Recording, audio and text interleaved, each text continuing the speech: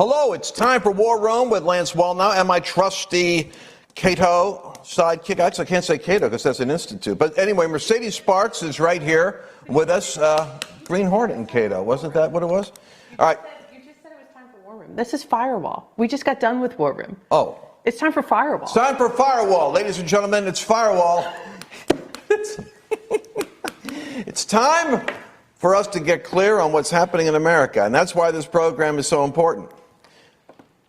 All right, now, what I want to do is I want to focus in on the spate of legislation that's coming in right now, and this legislation stuff that's coming in is so radical, it's even taking the radicals by surprise. And I'm going to tell you exactly what happened.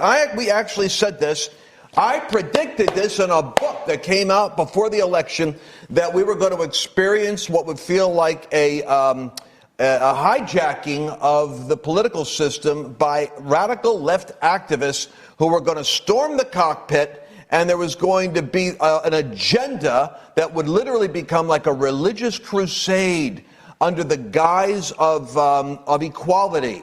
They were going to cram every eccentric, extreme, radical bill through that they could, because the political class and the Democratic Party, I'm sorry to say it, a lot of the Republican Party, are just accommodating the momentum of lawlessness. And this is a curious thing. I don't have a Bible up here, but you know one of the characteristics of the last days is a tsunami of lawlessness. And so many of you are frustrated. I hear what you're saying. I get your comments all the time.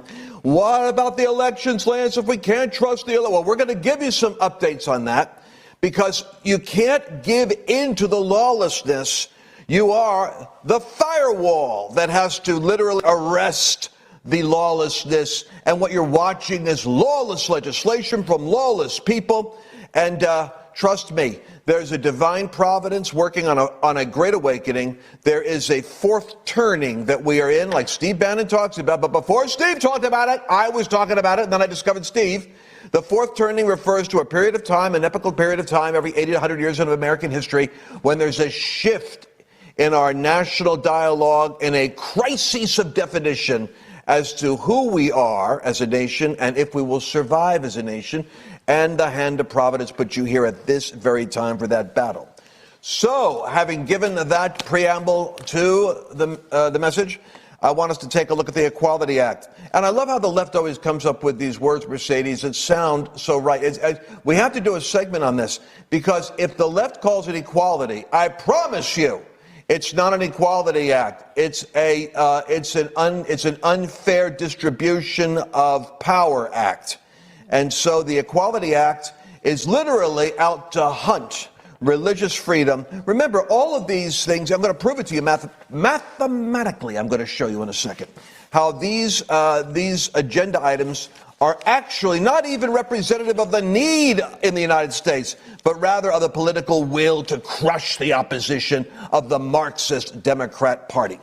So this bill, which would add sex, gender identity, and sexual orientation to the 1964 Civil Rights Act, was approved. Approved, mind you, 224 to 206. That's what I'm saying. America is electing congressmen who approved this. 224 to 206. Have we lost our collective minds, with 3 Republicans voting in favor of the measure? And so here's what I want you to catch, that this bill is actually going to force government-mandated, remember what I said, this is all a counterfeit religion. This is all operating under the guise of civil rights, but it's actually a fake religion. So therefore, they're going to go to the schools and churches and the hospitals and force the government's going to force us to accept beliefs about sexual orientation and gender identity. If someone is biologically male, but they say, I'm a female today, then the teacher has to deny what they know and call the student. This is already in the universities, but it's working its way down to lower and lower grades, so that your children, before they even understand sexuality, are now being propagandized into thinking that maybe I'm not a guy, maybe I'm a girl, maybe I'm not a girl, maybe I'm a guy. So it's going to threaten everyday speech. You could be fined or lose your job for using the wrong name or pronoun. You could be deplatformed. I could be deplatformed for not using the appropriate pronoun. If Mercedes decides tomorrow that she's a guy, I have to look at her and you have to know that she is not a guy, but then you got to call her a guy or Mr. Sparks, and you have to do that under the threat of this legislation.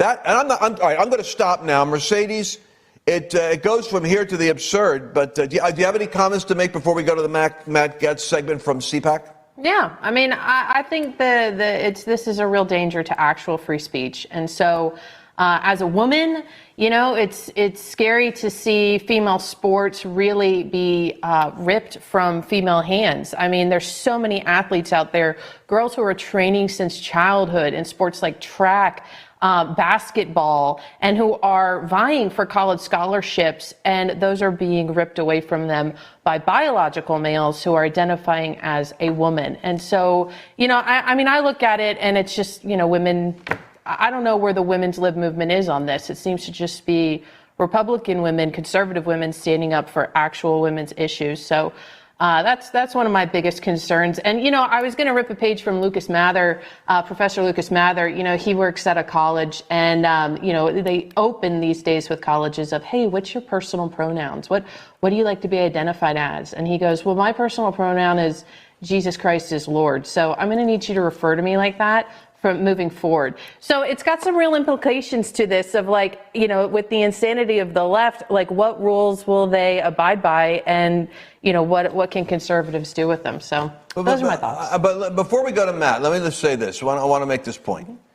The Equality Act will use the force of law across all 50 states to strip Christian and other religious ministries of their right, get this one, to hire people of shared faith to pursue a shared mission. Can you imagine a Christian organization being forced to hire an atheist or Satanist to teach its youth at a retreat? I mean, this actually, you say that's absurd. Well, guess what? The funny thing is, you ever hear of Babylon Bee? Babylon Bee is a satirical site. I think it's like a Christian site that started off with just poking fun at the eccentricities and the hypocrisies of religious movements. But in over 9 occasions, their jokes ended up being historic facts. In other words, the absurd can actually happen. And so when you think about Mr. Potato Head or Barbie coming under attack by the woke generation, it's the material of a stand-up comedy routine, except that it's not comedy anymore. It's Democrat legislation. Let's go hear what Matt has to say. American business should be worried about business, not wokeism. We gather here today in the shadow of Disney, a corporation that recently canceled its own founder, Walt Disney. Look out, Mr. Potato Head, you're next. I'm sorry, I think now he's going by Potato X. Can't be Mr. Potato. And see, to me, the whole concept of the Mr. Potato Head was you could move the parts around. I mean, Mr. Potato Head was America's first transgender doll, and even he got canceled. So I'm trying to figure this. I cannot keep up. I cannot keep up. And I've got vast news sources at my fingertips that Disney was canceling Walt Disney. I mean, this is hilarious. That's like NASA canceling rockets. So what I want to know, Mercedes, is you have a child. You are more in touch with the toy world than me, although Mr. Potato Head was around since I was a kid, and I loved all those interchangeable parts, and I kept losing them. But what can you enlighten us with regarding this cancel culture war on even the toy box? Yeah, well, everybody's getting more and more woke. And so in an effort to, I guess, what do they say? Promote, I've got some articles up here. We could throw them up on the screen here. But in order to promote gender equality and being gender neutral, it was widely reported this week that Mr. Potato Head is no longer a Mr. And I don't think anyone was more shocked by this than Mrs. Potato Head. Because, Caitlyn Jenner, his whole being. So shocking. Now it's just going to be 42 accessories, basically, you get in a box, and you can identify your own potato as a Mr., a Mrs., an it. and they, a them, whatever they'd like to go by.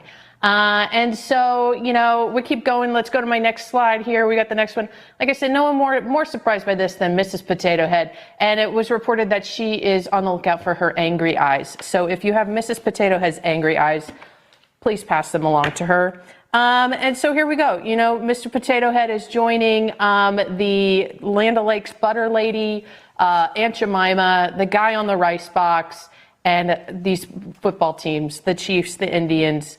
Bye-bye, Mr. Potato Head. We'll miss you. And so here's how I'm feeling. I'm feeling like I like how it's just slides on the screen. It doesn't cut to me, but it's just, we're going to have slides. We're just going to go with it. But here's what I'm proposing. I'm proposing we lean into this absurdity. And I can always remember, you know, the guy, James O'Keefe, with his absurdity on college campus over at Rutgers, and he had them remove Lucky Charms because it was offensive to Irish Americans, and they agreed to remove it. So I'm saying let's lean into this. I think we need to transition from Lincoln Logs, and Lincoln is now offensive. I don't know if you know this, but even though he freed the slaves, the left is very frustrated with him and want to remove his statue. We need to change him to Hamilton Logs. That's what I'm thinking. I think we just need to go ahead, change Lincoln Logs to Hamilton Logs. And you know what? I also think Hungry Hungry Hippos needs to change from Hungry Hungry Hippos. Hippos is offensive, clearly. Hungry Hungry Semi-Aquatic Mammals. That's what I'm going for. I think we're going to need to transition to that. So I know we only got a couple minutes left in this segment. Lots more to talk about. And we got a lot coming up here in the next couple of seconds. We're going to go live to CPAC. So we'll see you there. Couple minutes. As a pandemic wreaks havoc and angry mobs burn our cities, Lance Wallnau explains why this is happening and takes you into the ancient text he describes as God's Chaos Code.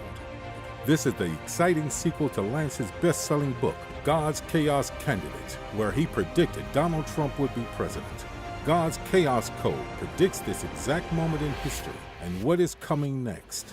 When you're in the midst of shaking and uncertainty, the one thing that can give you confidence is knowing what God has said about the time that you're in. If the Lord tells you ahead of time what's going to happen, you can be certain things are going to be working out. The Lord has given us that code in the Bible. He's told us what's coming in America, what's coming to the nations. He's literally given us the chaos code. We can understand what's happening and be awakened in the midst of it. You need to understand and get this chaos code. You need to know the code. Order God's Chaos Code now at godschaoscode.com.